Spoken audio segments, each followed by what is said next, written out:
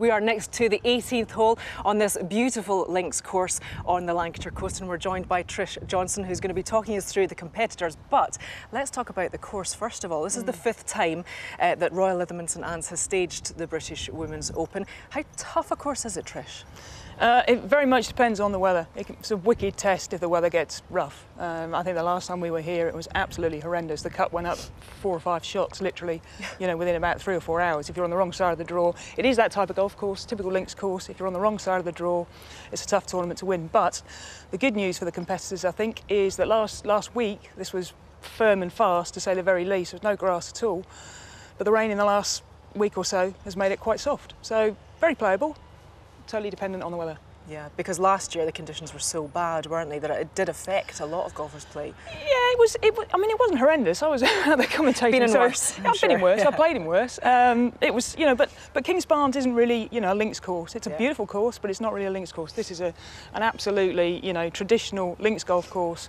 One of the best, without a shadow of a doubt. Men's Open, Women's Open, doesn't matter. I think this is a massive, great test of golf. The winner this week will be on top form.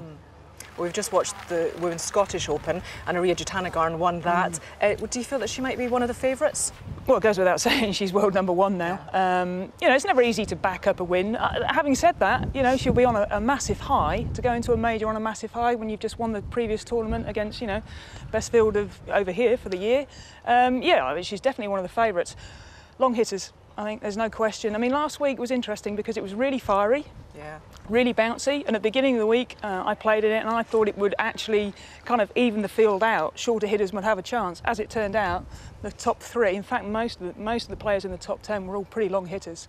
So again, depends which way the wind's coming from, whether you get the prevailing wind or not. I mean, this golf course tends to be very much make your score going out, mostly downwind, turn round, back into the wind, hold on for dear life, basically, especially the last couple of holes, 17 or 18 really good holes. Yeah.